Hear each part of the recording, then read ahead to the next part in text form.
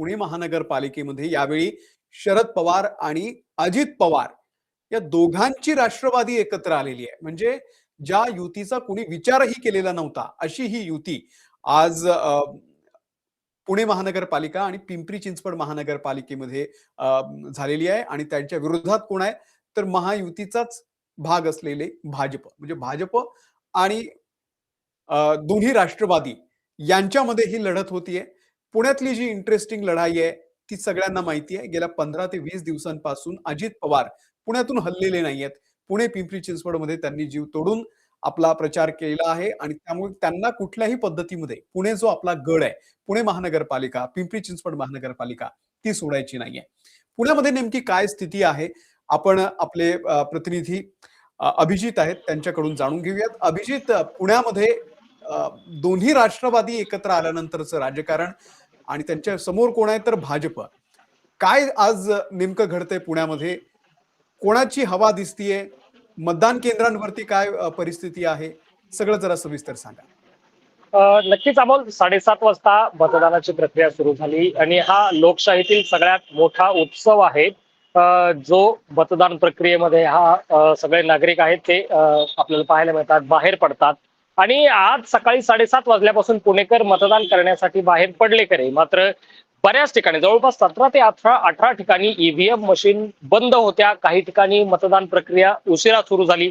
प्रभाग क्रमांक 26 मध्ये असे काही जे मतदान केंद्र होते जिथं मतदान प्रक्रिया सुरूच झाली नाही. यामधला ज्ञानज्योती सावित्रीबाई फुले मतदान केंद्रावर तर तब्बल 10 वाजेपर्यंत एकाही नागरिकाला मतदान करता आलेलं नव्हतं. आणि तो जो मतदान केंद्र जे आहे ते अशा भागात आहे की जिथं कष्टकरी वर्ग मोठ्या प्रमाणात राहतो आणि सकाळी 7, 7:30, 8, 8:30 पर्यंत मतदान करून आपल्या कामाला जाणारा हा सगळा वर्ग असतो. मात्र 10 वाजेपर्यंत तिथं मतदान झालं नाही. 2 वेळेस ईव्हीएम मशीन बदलण्यात आल्या त्या ठिकाणी. तिसरी ईव्हीएम मशीन जवळपास 9:55 तिथे आली आणि त्यानंतर सगळ्या मतदान प्रक्रियेला सुरुवात झाली.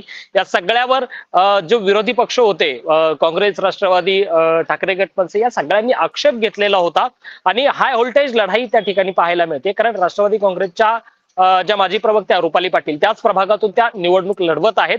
त्यांनी सुद्धा या सगळ्या प्रक्रियेवर आक्षेप घेतलेला होता आणि कुठेतरी सत्ताधारी पक्ष या सगळ्यांमध्ये गोंधळ निर्माण करतय आणि मतदारांनाच मतदान करण्यापासून वंचित ठेवतय का, अशी परिस्थिती असल्याचा आरोप त्यांनी केलेला होता. फक्त त्या भागातच नाही, प्रभाग क्रमांक 26 मध्ये नाही तर जवळपास सगळ्या पुण्यामध्ये 17 ते 18 ठिकाणी याच तक्रारी पुढे येत होत्या. यासोबतच आतापर्यंत फक्त 5.5% मतदान हे पुण्यामध्ये झालेलं आहे. आणि जर आपण पाहिलं असेल तर 165 उमेदवार जे आहेत ते रिंगणामध्ये होते. त्यातले 2 उमेदवार हे बिनविरोध झालेले, म्हणजे 163 जागांसाठी जवळपास 1153 उमेदवार रिंगणात आहेत. 1155 उमेदवार रिंगणात होते, त्यातले 2 बिनविरोध झाले. 1153 उमेदवार हे आपलं नशीब आजमावत आहेत. ही सगळी लढाई पुण्यामध्ये अतिशय महत्वाची पाहिली गेलेली होती. कारण मतदान सुरू होण्यापूर्वी, अगदी निवडणूक लागली त्या दिवसापासून तर आजच्या दिवसांपर्यंत अनेक नाट्यमय घडामोडी या पुण्याच्या राजकारणात घडल्या. प्रत्येक तासाला पुण्याचं राजकारण बदलत होतं. कोण कोणासोबत युती करणार, कुठला नेता कुठल्या पक्षात कधी प्रवेश करणार, याचा जे काही अंदाज होता तो त्या पक्षातल्या नेत्यांना आणि कार्यकर्त्यांना सुद्धा येत नव्हता की आपला नेता या मिनिटाला आपल्या सोबत उभा आहे, दुसऱ्या मिनिटाला कुठल्या पक्षात जाईल, अशी सगळी परिस्थिती होती. उमेदवारी अर्ज दाखल करण्याच्या शेवटच्या मिनिटापर्यंत उमेदवारांची आणि नेत्यांची, कार्यकर्त्यांची या पक्षातून त्या पक्षात उड्या मारण्याची जी परिस्थिती होती ती सगळी सुरू होती. याची सुरुवात भारतीय जनता पक्षाने केली. कारण 2 राष्ट्रवादी एकत्र येणार याच्या चर्चा ह्या काही महिन्यांपासून सुरू होत्या आणि त्या पुणे महानगरपालिकेच्या निवडणुकीच्या निमित्ताने ते दोघंही एकत्रित आले. पिंपरी चिंचवड आणि पुण्यामध्ये 2 राष्ट्रवादीची युती झाली.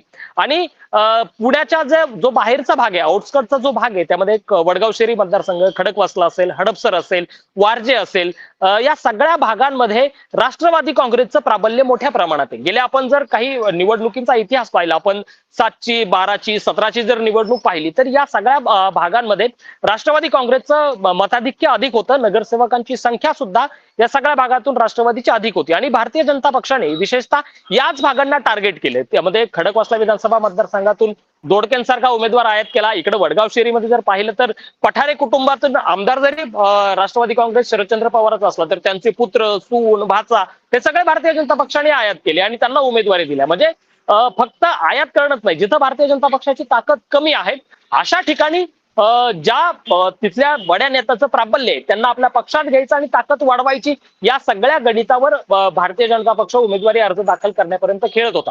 मात्र हा सगळा प्रकार सुरू असताना भारतीय जनता पक्ष एक हाती ही सत्ता मारून नेईल, बाकीचे पक्ष भाजपच्या आसपास नसतील, असं सगळं वातावरण तयार करण्यात आणि हे सगळी वातावरण निर्मिती तयार करण्यात भारतीय जनता पक्षाला यश आलं होतं काही प्रमाणात.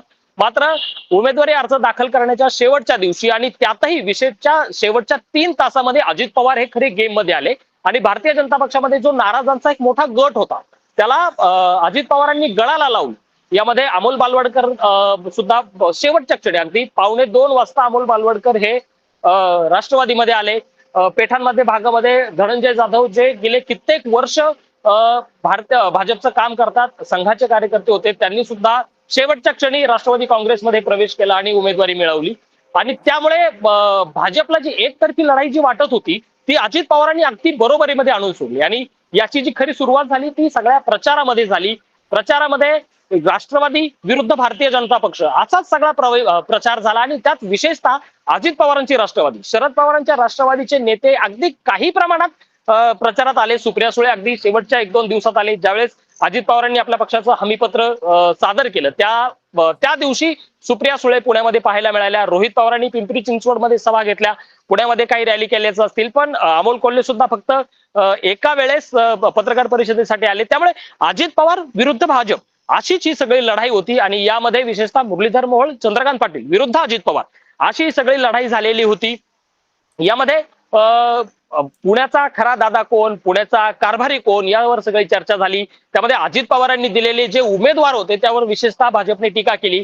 यामध्ये आंबेकरांच्या घरात 2 पक्षांचे उमेदवार अजित पवारांच्या पक्षाचे आहेत.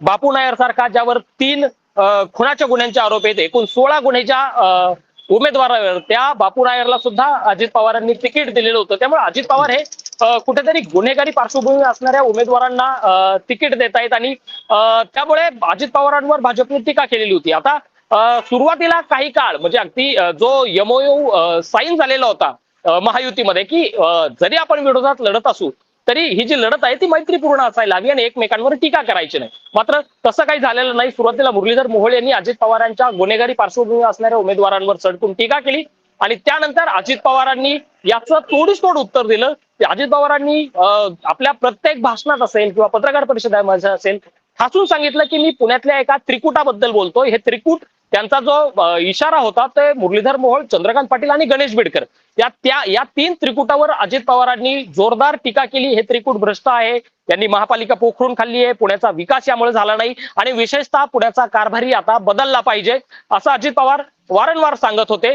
तिकडे अजित पवारांच्या गुन्हेगारी पार्श्वभूमीच्या उमेदवारावरच भाजपकडनं टीका होत होती आणि भारतीय जनता पक्ष कसा भ्रष्ट आहे हे अजित पवार वारंवार आपल्या भाषणांमधून सांगत होते. त्यामुळे जी लढाई भाजपला निवडणुकीपूर्वी आणि उमेदवारी अर्ज दाखल करण्यापूर्वी एकतर्फी आहे असं भासवण्यात यश आलेलं होतं ते अजित पवारांनी पूर्णपणे फोडून काढलं आणि ही जी लढाई आहे ती बरोबरीमध्ये आणून सोडली अजित पवारांनी. आणि आता ही टफ फाईट आहे. जर भाजप 125 पेक्षा जास्त जागा निवडून येण्याचा दावा जो करत होती तो दावा अजित पवार यांच्यामुळे कुठेतरी थांबलाय असं म्हणता येईल. आणि आत्ताची परिस्थिती भारतीय जनता पक्षाची 83 ची मॅजिक फिगर आहे तिथपर्यंत पोहोचते का याच्या चर्चा आता पुण्यामध्ये सुरू झालेल्या आहेत.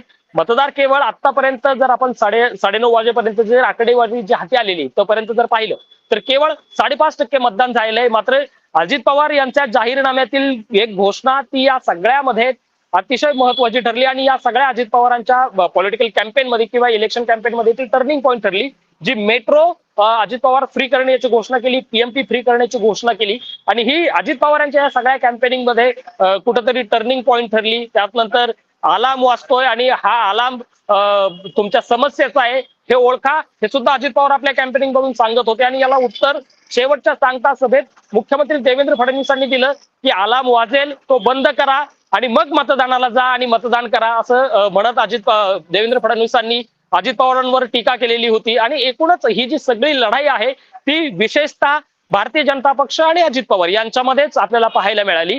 आणि यामध्ये महाविकास आघाडी नक्की कुठे आहे असा प्रश्न पुणेकर विचारत होते. साहजिकच आहे, कारण या दोघांमध्ये महाविकास आघाडीला आउटप्ले करण्यात महायुतीला यश आलंय आपल्याला म्हणावं लागेल. कारण जर निवडणुकीच्या नंतर काय गणितं घडतात यानंतर जर आपण विश्लेषण केलं तर महायुतीचे घटक पक्ष हे विरोधकांची स्पेस सुद्धा त्यांना मिळू द्यायची नाही, या सगळ्या रणनीतीचा भाग त्यांचा तो होता. आणि त्यानुसारच अजित पवारांची राष्ट्रवादी, शिंदेची शिवसेना आणि भाजप हे पुण्यामध्ये वेगवेगळे लढले. आणि ही जी लढाई आहे त्यामध्ये महाविकास आघाडीला आउटप्ले करण्यात कुठंतरी त्यांना काही प्रमाणात यश आलंय. कारण ठाकरेंच्या सेनेचे केवळ संजय राऊत पुण्यामध्ये आले आणि सचिन अहिर पुण्यामध्ये आले.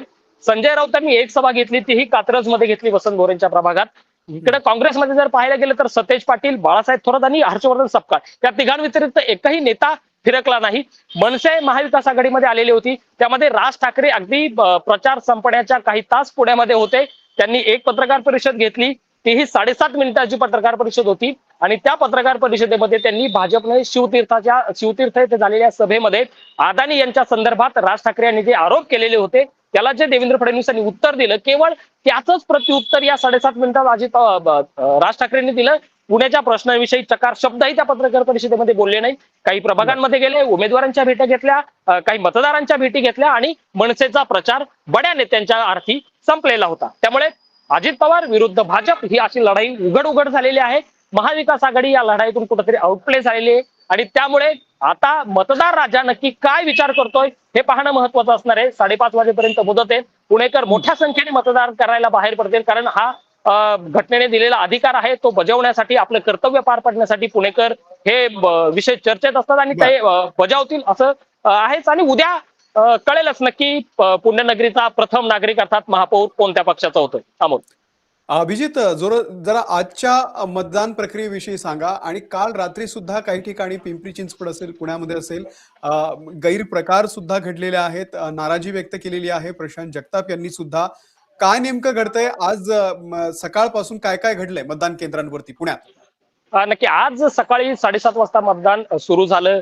काही ठिकाणी मतदान ईव्हीएम मशीन बंद पडण्याच्या घटना घडलेल्या होत्या. मात्र त्यापूर्वी रात्री जी विशेष चर्चेत असणारी रात्र असती मतदानाच्या आधी, ते पुण्यात सुद्धा ते अनेक खेळ पाहायला मिळाले त्या पद्धतीचे. विशेषतः पुण्यातला जो हाय क्लास एरिया आहे, बाणेर, बालेवाडी, पाषाण, सुतारवाडी, सूत, त्या भागामध्ये मोठ्या प्रमाणात लक्ष्मी दर्शन उमेदवारांकडनं करण्याचा प्रयत्न झाला आणि विरोधकांनी तो काही प्रमाणात हाणू नाही पाडला. त्याचप्रमाणे प्रशांत जगताप यांनी सुद्धा काही व्हिडिओज आहेत ते आपल्या समाज माध्यमावर ट्विट केलेले होते. त्यांनी बाळासाहेब शिवरकर जे माजी मंत्री त्यांच्यावर आरोप केलेले होते की त्यांच्याकडनं त्यांचे बाळासाहेब शिवरकरांचे पुत्र अभिजित शिवरकर हे निवडणुकीच्या रिंगणात आहेत प्रशांत जगताप यांच्या विरोधात आणि ते पैसे वाटत असल्याचा आरोप सुद्धा त्यांनी केलेला आहे. दुसरीकडे बाबूराव चांदेरे जे प्रभाग क्रमांक 9 मधून राष्ट्रवादीचे उमेदवार आहेत त्यांच्यावरही आरोप करण्यात आलेले होते. गणेश कळमकर यांनी ते आरोप केलेले होते, भाजपचे उमेदवार. बाबूराव चांदेरे यांच्याकडनंही गणेश कळमकर यांच्यावर आरोप करण्यात आले. काही प्रकारे त्यांनी व्हिडिओ सुद्धा माध्यमांच्या समोर आणलेले होते की पैसे वाटण्याचा हा सगळा प्रकार सुरू आहे. आणि हे सगळे गैरप्रकार काल रात्री पुण्यामध्ये घडत असताना आज सकाळी पुणेकर नक्की काय विचार करणार? पिंपरी चिंचवडमध्ये सुद्धा काही वेगळी परिस्थिती नव्हती, कारण इथं जर विशेष पाहायला गेलं तर ही जी निवडणूक आहे ती जवळपास 9 वर्षानंतर होते आणि उमेदवार आहेत ते अगदी गुडघ्याला बाशिंग बांधून तयार झाले होते की सभागृहात आम्हाला जायचंय. त्यासाठी कुठलेही साम दाम दंडभेद कुठल्याही प्रकारे आम्हाला सभागृहात जायचंय, म्हणजे लोकशाहीचे जे मूल्य आहेत ते पायदळीत उडवायला लागले तरी हरकत नाही, इथपर्यंत हे सगळे उमेदवार आलेले होते. आणि एका मताचा रेट हा गगनाला भिडलेला होता, त्याचा आपण विचारही करू शकत नाही. अशा पद्धतीचे रेट म्हणजे अशा पद्धतीचे आमिष हे मतदारांना देत होते. मात्र मतदार राजा या कुठल्याही आमिषाला बळी पडणार नाही याची खात्री या लोकशाहीत बाळगायला आपल्याला हरकत नाहीये. कात्रजमध्ये सुद्धा काही वेगळा प्रकार झालेला नाही. वसंत मोरे यांनी सुद्धा काही व्हिडिओ समोर आणलेले होते. त्यामध्ये एक विशेष बाब म्हणजे खोट्या चांदीचे भांडे कात्रजमध्ये वाटण्याचा प्रकार जो आहे तो झालेला होता. आणि या सगळ्या प्रकारामध्ये आता मतदाराला पुण्याचा विकास, सुरक्षित पुणे, ट्रॅफिक मुक्त पुणे, 24 तास पाणी असणारं पुणे हे हवंय की उमेदवारांनी दिलेले प्रलोभन पाहून मतदार राजा याला भुलेल आणि मतदान करेल या गैरसमजात हे सगळे उमेदवार असतील. मात्र पुणेकर हा सुज्ञ आहे आणि योग्य उमेदवाराला, काम करणाऱ्या उमेदवाराला मतदान करेल अशी परिस्थिती आता दिसते अमोल पुण्यात. निश्चित. अभिजित, अपडेट तुमच्याकडून घेत राहू. तुर्तास धन्यवाद या संपूर्ण माहितीबद्दल.